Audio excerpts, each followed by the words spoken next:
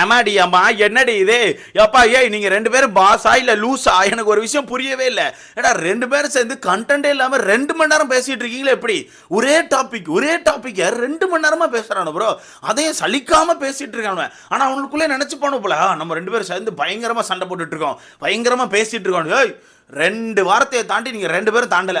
இவர் இந்த பக்கம் இருந்து செல்லம் நான் சொல்கிறது கேளு செல்லம், செல்லம் நான் சொல்கிறது கேளு செல்லம் அப்படிங்கிறாரு. நம்ம தண்ணி பழம் இந்த பக்கம் சபரி அண்ணே ஒரு நிமிஷனே அப்படிங்கிறாரு. திருப்பி நம்ம தண்ணி பழத்தை பொறுத்த வரைக்கும் நான் ஓப்பனாக சொல்லவாமாங்கிறாரு. திருப்பி நம்ம ஒரு பேர் என்ன சபரியை பொறுத்த வரைக்கும் அண்ணே இங்கே பாரு நான் சிம்பிளாக சொல்கிறேனே, அண்ணே இங்கே பாரு நான் சிம்பிளாக சொல்கிறேனே. இந்த 4 வார்த்தையை வச்சுக்கிட்டு ஒரு 2 மணி நேரமாக அழுதுட்டு இருக்கானு ப்ரோ. 2 மணி நேரமாக அழுதுட்டு இருக்கானு. கடைசி வரைக்கும் கண்டென்ட்டுக்குள்ள வரல. கடைசி சின்னதாக ஒரு சீரியல் மட்டும் காட்டிட்டு அந்த கண்டென்ட்டை முடிச்சு விட்டாங்க ப்ரோ.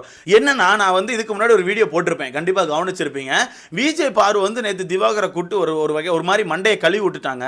ஒரு மாதிரி அந்த வீட்டில் உள்ள விஷயத்தெல்லாம் கேட்டு நீ கொஞ்சம் உஷாரா இருனே, நீ தனியாக தான் கண்டென்ட் கொடுக்கணும், சபரி கூட சேர்ந்து எந்த விஷயத்தையும் பண்ணிடாத, நீ தனியாக அவனோட விஷயத்தை மட்டும் பாரு, சபரி வந்து உன் மண்டையை கழுவ ட்ரை பண்ணும் அப்படி இப்படின்னு சொல்லிட்டு சபரிக்கு ஆப்போசிட்ல திவாகரை லைட்டாக கீ கொடுத்து விட்டாங்க. அப்போ திவாகர் என்ன பண்ணிட்டாருன்னா இப்போவே நான் கெத்து காட்டுறேன்னு சொல்லிட்டு நைட்டா நம்ம சபரியை கூட்டிட்டு ஒரு முக்கில் இருக்க சோஃபாவில் போய் உட்காந்துட்டு இங்கே பாரு செல்லம், நீ பண்ணுறதெல்லாம் தப்பு செல்லம், நீ வந்து இந்த வீட்டில் நிறைய தப்பு பண்ணுற செல்லம், நீ வந்து உன்னை வந்து எனக்கு ரொம்ப பிடிக்கும் செல்லம், ஆனால் நீ என்ன பண்ணுறனா அடுத்தவங்க பிரச்சனைக்குள்ள போயிட்டு அந்த பிரச்சனைக்குள்ள போயிட்டு குறை மட்டுமே கண்டுபிடிக்கிற சொல்லலாம், அது ரொம்ப தப்பு சொல்லலாம் அப்படிங்கிறாரு. அப்போ சபரி இங்கே இருந்து அப்படியாண்ணே சரிண்ணே என்ன பிரச்சனைன்னு சொல்லு அப்படின்னு கேட்டால் உடனே தண்ணி போலும் இங்கே பாரு சொல்லும் நிறையா பண்ணுற சொல்லும், நிறையா இருக்குது இந்த வீட்டில் அவ்வளோ இருக்குது, நீ எல்லாரும் பிரச்சனைகளும் அடியில் போய் குறை மட்டும் கண்டுபிடிக்கிற சொல்லும் அப்படிங்கிறாரு. திருப்பியும் சபரி அங்கே இருந்து சரிண்ணே ஓகேண்ணே என்ன எந்த பிரச்சனை ஏதாவது ஒன்று சொல்லேன் அப்படியே சொல்லும்.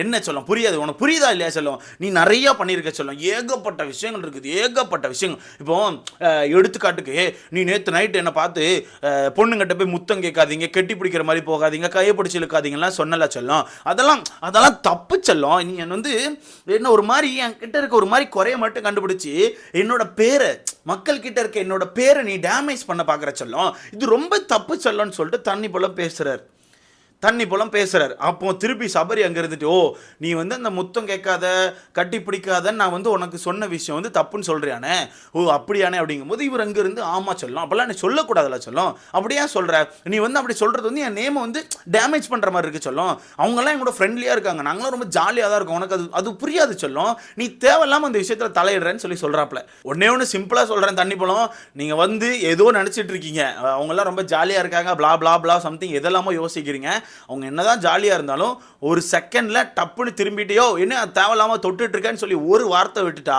நீ காலி தம்பி வீட்டில் இருக்க முடியாது, நீ காலி தூக்கி தண்ணி பழத்தெல்லாம் உடச்சி வெளியே தூக்கி வீசிடுவாங்க. ஸோ அதை தான் சபரி அவர்கள் நேற்றே சொல்லியிருப்பாப்புல. சபரி ஆகட்டும், விக்கல்ஸ் விக்ரம் ஆகட்டும், எஃப்ஜி ஆகட்டும் 3 பேர் நின்று சொல்லியிருப்பாங்க இப்படி பண்ணாதனே ஒரு கட்டத்தில் அது உடையும் அப்படின்னு சொல்லிட்டு. ஏன்னா நேற்று விஜய் பாரு தான் சொன்னாங்க இந்த விஷயத்தை, தொட்டு பேசிட்டு இருக்காரு, ஏன் தடவிக்கிட்டே இருக்குன்னு சொல்லிட்டு சொன்னது விஜய் பாரு. அதனால தான் சபரி அவர்கள் இந்த பாயிண்ட் எடுத்திருப்பாங்க. பட் அந்த மனுஷனுக்கு அது புரிய மாட்டேங்குது, யாருக்கு தண்ணி பழத்துக்கு அது புரிய மாட்டேங்குது, நீ அப்படி பேசியிருக்க கூடாது சொல்லும். அது மட்டும் இல்லாமல் இந்த வீட்டில் நிறைய பேருக்கான பிரச்சனைக்குள்ளே போயிட்டு நீ இப்படி தான் பண்ணுற சொல்லும், நீ ஒரு மாதிரி எல்லாரையுமே டவுன் பண்ணுற சொல்லும், எல்லாரையுமே டவுன் பண்ணிட்டு இப்படி பண்ணுற சொல்லும், அப்படி பண்ணக்கூடாது சொல்லும் அப்படின்னு சொல்லிட்டு தண்ணி பழம் திருப்பி வந்து செல்லம் கண்டன்லேயே நிற்கார். அப்போ இவர் இங்கே இருந்துட்டு ஒரு நிமிஷனே அண்ணே நீ சொல்லேன் இப்போ நான் எங்கே என்ன பண்ணேன்னு சொன்னேன், எனக்கு வந்து ஏதாவது ஒன்று சொன்னேன், நான் எந்த இடத்துலனே நான் எங்கண்ணே என்ன பண்ணனே சொல்லுனேன் அப்படின்னு சொல்லிட்டு அவர் ஒரு நிமிஷத்தில் நிற்கார். உடனே இவர் செல்லம் அப்படி இல்லை சொல்லும், நீ வந்து அப்படி கேட்டால் எப்படி சொல்லும், நீ வந்து பண்ண நிறைய தப்பு சொல்லும். அது மட்டும் இல்லாமல் விஜய் பார்வதி அந்த கிச்சனில் உட்காந்துருந்தாங்கல்ல, அது வந்து ஒவ்வொருத்தர் மாதிரி இருப்பாங்க சொல்லும், ஒவ்வொருத்தர் அவங்க வீட்டில் எப்படி வளர்ந்துருப்பாங்கன்னு தெரியாது, அவங்கவுங்க இஷ்டப்பட்ட இடத்துல உட்காடுறாங்க, அதெல்லாம் என் செல்லம் இப்படி பண்ணிட்டு இருக்கேன்னு சொல்லிட்டு விஜய் பாருக்கு சொம்ப தூக்கி கொண்டு அங்கே வைக்காரு. எனக்கு அங்கேயே புரிஞ்சு போச்சு, ரைட்டு இது விளங்காது, எனக்கு தெரிஞ்சு கடைசி கட்டத்தில் நீ வந்து லேடிஸ் கேஸில் தான் வெளியே போவேன்னு நான் நினைக்கிறேன்னு சொல்லி நான் யோசிச்சேன். அப்போவே முடிவு பண்ணிட்டேன், உனக்கு கேஸு தாண்டியோ நீங்கள் பாரு அந்த அக்கா கையால் தான் நீ கார்டு வாங்கிட்டு வெளியே வருவேன், யார் எங்கள் பாரு அக்கா தான் கடைசியில் ஒன்று என் கைப்பிடிச்சிட்டான்னு சொல்லிட்டு கேஸை போட்டு வெளியே அனுப்புவாங்க, வேணா வெயிட் பண்ணி பாருந்தான் நான் யோசித்தேன். ஏன்னா அவ்வளோ நடந்த பிறவும் சேதனை வந்து அவ்வளோ எக்ஸ்பிளைன் பண்ண பிறவும் நேற்று தண்ணி பழம் திருப்பி அந்த டாபிக் எடுத்துகிட்டு வந்து பாருக்காக முட்டு கொடுக்குறாருனா எவ்வளோ பெரிய சிங்கிமணியாக இருப்பார் இவர், யோசிங்க எவ்வளோ பெரிய சிங்கிமணியாக இருப்பார். அப்போ திருப்பி அந்த இடத்துல சபரி சொல்கிறாப்புல, இதுக்கு தான் விஜேஸ் வந்து நேற்றே சொல்லிட்டார்ல, விஜேஸ் வந்து ரொம்ப தெளிவாக சொல்லிட்டு போயிருக்காருக்கா, விஜேஸ் வந்து ரொம்ப தெளிவாக சொல்லியிருக்காருல, அவங்கவுங்க வீட்டில் இருக்க மாதிரி இங்கே இருக்க முடியாது, இது வந்து ஒரு பொதுவான வீடு, எல்லாரும் புழங்குற வீடு, அதனால் இங்கே வந்து அதுக்கேற்ற மாதிரி தான் இருக்கணும்னு சொல்லி நேற்றே சொல்லியாச்சுல, அப்படியே அந்த டாபிக் எடுத்துகிட்டு வரோன்னே அது மட்டும் இல்லை சொல்லுங்க பாரு சொல்லும், நான் ஓப்பனாக ஓப்பனாக சொல்லவா சொல்லும், மனுஷங்க எல்லாமே ஒரே மாதிரி கிடையாது சொல்லும், அந்த மாதிரி பார்க்கும்போது நீ நிறைய தப்பு பண்ணியிருக்க சொல்லும், அது தப்பு சொல்லும் அப்படின்னு சொல்லிட்டு திருப்பி அதே டாப்பிக்கில் நிற்கார். அப்போ திருப்பி இங்கேருந்து ஒரு நிமிஷம்னே அப்போ நான் என்ன பண்ணணும்னு சொன்னேன்னு சொல்லிட்டு இவர் அதை ஆரம்பிக்கிறார். யாரா நீங்கள் இந்த 2 பேரையும் பேசாமல் வாங்க வண்டியில் ஏறிட்டே பேசிட்டே போகணும் மாதிரி எங்கேயா வண்டியில் ஏற்றி கூட்டு போங்கடா எப்பா. 2 பேரும் 2 வார்த்தையை வச்சுட்டு ஒரே இடத்துல சுற்றிட்டு இருக்கானு. நானும் சுற்றி பிறக்கி எங்கே இருந்தால் கிளம்பி வருவானு பார்த்தா ஒரே இதில் பம்புற மாதிரி சுற்றிக்கிட்டே இருக்கானு. திருப்பி இவருங்கிறது நான் என்ன பண்ணணும் அப்படின்னு சொல்லிட்டு கேட்காப்புல. இவர் நீ கேட்குறாள் பெரிய அறிவாளி, அவர் கேட்டோன்னே அவர் அட்வைஸ் அள்ளி தட்டிடுவார். அவருக்கு அட்வைஸ் கொடுக்க தெரியாதுடா, அவருக்கு பேசிக்க கூட தெரியாது. அவரே யார் கூடயோ பேசுகிற மாதிரி என்னத்தையோ பண்ணிட்டு இப்போ எதோ பண்ணிட்டு இருக்காரு. அவர்கிட்ட போயிட்டு நான் என்ன பண்ணணுன்னே இப்போ சொல்லுன்னு சொல்லி கேட்டால் அவர் என்ன ஆன்சர் பண்ணுவார்னு நினைக்கிறீங்க? கடுமையான ஒரு ஆன்சர் கொடுத்தாரு. என்னன்னா, இங்கே பாரு சொல்லும், நான் ஒன்று ஓப்பனாக சொல்லிட்டா சொல்லும்,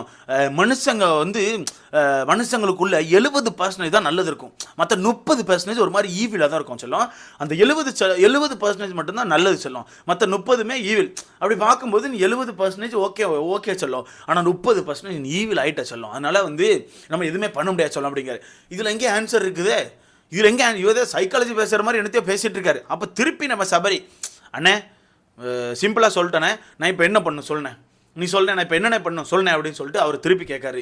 திருப்பியும் நம்ம தண்ணி பழம் அதே இதுக்கு வராரு. பாரு சொல்லும், மனுஷங்க 70% தான் நல்லவங்களா இருப்பாங்க, 30% அவங்களுக்குள்ள ஈவில் இருக்கும், ஆனால் அந்த 70% தான் வெளியே காமிப்பாங்க. அதனால நமக்கு அந்த ஈவில் தெரியாது சொல்லும், அதனால புரிஞ்சிக்க சொல்லும், அது மாற்றிக்க முடியாது அப்படிங்கிற. மாற்றிக்க முடியாத அளவு பிரச்சனையில் ஏன் அவன்கிட்ட அழுதுட்டு இருக்க? அவன் மாற்றிக்க முடியாதுன்னு தருதுல சைக்காலஜி படி. அப்போ 70% நல்லவங்க, அதாவது ஒரு மனுஷன் 70% நல்லதாக இருப்பான், 30% கெட்டதாக இருப்பான், அப்படி தானே? அதை மாற்ற முடியாதுல்ல. அப்புறம் என்ன அளவுக்கு அவர்கிட்ட சொல்லிட்டு இருக்கேன் சபரியுமே.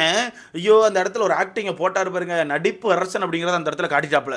அவரு பேசிட்டே இருக்கார், 2 மாற்றி ஈவில் அப்படிங்குது, 70% நல்லதுங்குது, என்ன இலவ பேசுதுன்னே தெரியல. கடைசி வரத்துக்கு ஆன்சர் கொடுக்க மாட்டேங்குது. யார் தண்ணி பழத்துட்டு ஆன்சர் இருந்தால் தானே, அதுட்டு ஆன்சரே கிடையாது, அது சும்மா பேசணும் நிற்குது.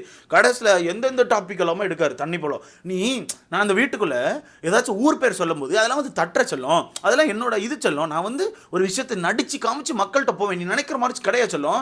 வெளியே அண்ணனுக்கு அவ்வளோ ஃபேன்ஸ். வாட்டர்மெலன் ஸ்டார் சாதாரணமாக உருவாகி வரல, அவ்வளோ வச்சிருக்கேன். நான் ப்ரொஃபஷனாகவும் பெருசாக இருக்கேன், இந்த பக்கம் என்னோட பேஷன்லையும் பெருசாக இருக்கேன். உனக்கு தெரியாது சொல்லும். நான் டாக்டர் பிபிடி ஃபிசியோதெரப்பி நீ வெளியே கேட்டேன்னா ஆடி போயிருவேன். நான் அந்த அளவுக்கு நிறைய விஷயங்கள் பண்ணியிருக்கேன். இந்த பக்கம் நடிப்பு அரக்கன்னா சும்மா கிடையாது, நான் அவ்வளோ விஷயங்கள் பண்ணியிருக்கேன்னு சொல்லிட்டு தற்பெருமையாக பீர்த்திட்டு இருக்கார் அந்த இடத்துல உட்காந்து.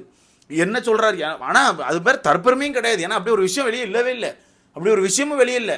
இவரை நடிப்பு அரக்கன்னு சொல்லிட்டு நடிப்பில் பெரிய ஆளுன்னு யாரும் தூக்கி வச்சு கொண்டாடல. இந்த நடிப்பு அரக்கன்னு பேர் வச்சவங்க மட்டும் என் கையில் கிடச்சான்னு நினச்சிக்கோங்களேன், உனக்கு ஒரு கிவ் அவே கொடுப்பேன் ப்ரோ. நல்லா பெரிய அணுகுண்டு ஒன்று கிவ் அவே கொடுக்கலான் இருக்கேன் உனக்குலாம். ஏன் பேரை போட்டான்னு தெரியல, அன்னைக்கு அந்த பேரை பிடிச்சவர் தான். அவருக்கு அவரே போட்டுக்கிட்டு சொல்லிக்கிட்டு அழுதுகிட்டு சுற்றிட்டு இருக்காரு. எல்லாரும் அவரை ட்ரோல் பண்ணுறாங்க அப்படிங்கிற விஷயம் அவருக்கு தெரியுதா புரியுதான்னு தெரில.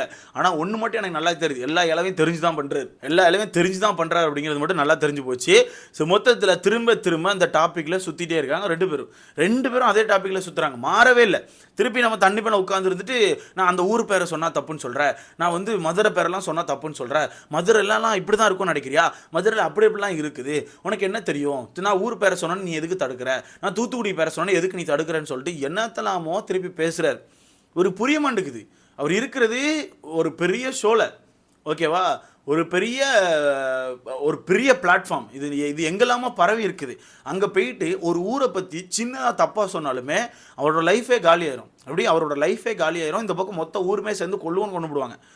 அப்படி இருக்கும்போது இவர் மதுரை பற்றி அப்பப்போ பேசும்போது இந்த மதுரைக்கு இன்னொரு சைடு இருக்குங்கிறது எல்லாருக்குமே தெரியும். அந்த டாபிக் தான் எடுத்துகிட்டு வர்றாரு. சும்மா கத்தி எடுத்து வச்சுட்டு ஏதாவது பேசுறது, மதுரை கரண்டா அப்படின்ற மாதிரி டைலாக் பேசுறது, அந்த மாதிரி பண்ணும்போது அதை பண்ணாதீங்க, மதுரை அப்படி பிராண்ட் பண்ணாதீங்க அப்படின்ற மாதிரி தான் வீட்டுக்குள்ளே இருக்க எல்லாருமே சொல்லிட்டு இருக்காங்க. பட் அதை அவர் புரிஞ்சிக்காம அவர் ஆக்டிங் பண்ணுறாரு. அந்த ஆக்டிங் இவங்களாம் தடுக்கிறாங்க, இவர் மேலே பொறாமப்படுறாங்க அப்படின்ற மாதிரி நினச்சிட்டு இருக்காரு. நீ பண்ணுறது ஒரு ஆக்டிங் எலவுன்னு சொல்லிட்டு அவங்க பொறாமலாம் பண்ணுமாயா? எனக்கு புரியவே இல்லை ப்ரோ. எப்படி இவங்க ப்ரோ, நான் ஒன்று கேட்கணும், பிக் பாஸ்கில் எடுக்கும்போது பல இன்டர்வியூ எடுப்பீன்னு சொன்னீங்கல்ல, மென்டலி இவங்க கரெக்டாக இருக்காங்களான்னு சொல்லி பார்த்தானே எடுப்பீங்க? இல்லை கேட்குறேன், பார்த்தா எடுத்தீங்களான்னு கேட்குறேன், வேறு எதுவுமே இல்லை, பார்த்தா எடுத்தீங்களா அப்படிங்கிறது என்னோட கொஸ்டின், தெரிஞ்சுக்கணும், அவ்வளோதான். எப்படி தூக்கி போட்டாங்கன்னே தெரில ப்ரோ. பைத்தியம் மாதிரி ஒரே இதில் சுற்றிட்டு இருக்குது, ரெண்டும் ஒரே இடத்துல நிற்குது, ரெண்டும் ஒன்றுக்கு ஒன்று சலிச்சதில்லை. இதில் கடைசியில் நம்ம சபரி ஒரு ஆக்டிங்கை போட்டாரு பாருங்க, அப்படியே சீரியல் வர்ற மாதிரி மண்டே தட்டிட்டு அண்ணே நான் ஒன்று அண்ணன்னு பார்க்கேன் அண்ணா அப்படின்னு நினைச்சா கத்துனார். நான் அதோட கட் பண்ண வந்தான். அதோட லைவை கட் பண்ணிட்டேன். ஏன்னா அதுக்கப்புறம் நிறைய சம்பவம் நடந்துச்சு. இப்படி அதுக்கப்புறம் நிறைய சம்பவங்கள் நடக்குது. இங்கே பார்த்தா கனியக்கா ஒரு சைடு உட்காந்து என்னத்தையோ பேசிட்டு இருக்குது, அந்த பக்கம் பார்த்தா வியானா உட்காந்து என்னத்தையோ நம்ம பேசிட்டு இருக்குது. மொத்தத்தில் எதெல்லாமோ உட்காந்து பேசிட்டு இருக்காங்க, நமக்கு தான் மண்டை கிறுக்காகும். ஸோ பார்ப்போம் இன்னைக்கு காலையில் என்னென்ன கண்டென்ட் ஸ்டார்ட் பண்ணுறாங்கிறத பொறுமையாக பார்ப்போம். நைட்டு உட்காந்து இவ்வளோ பேசியிருக்காங்கல்ல, காலையில் நமக்கு தெரிஞ்சு போயிட போகுது. நீங்கள் சொல்லுங்கள் நண்பர்களே, ஒன்றுக்கு ஒன்று சலிச்சாதான் அந்த ரெண்டும் அப்படிங்கிறத மறக்காம கமெண்ட்டில் போட்டு, தண்ணி பழத்துக்கு என்னாச்சு, சபரிக்கு என்னாச்சு, கருத்துக்கள் தெரிவிச்சுட்டு போங்க.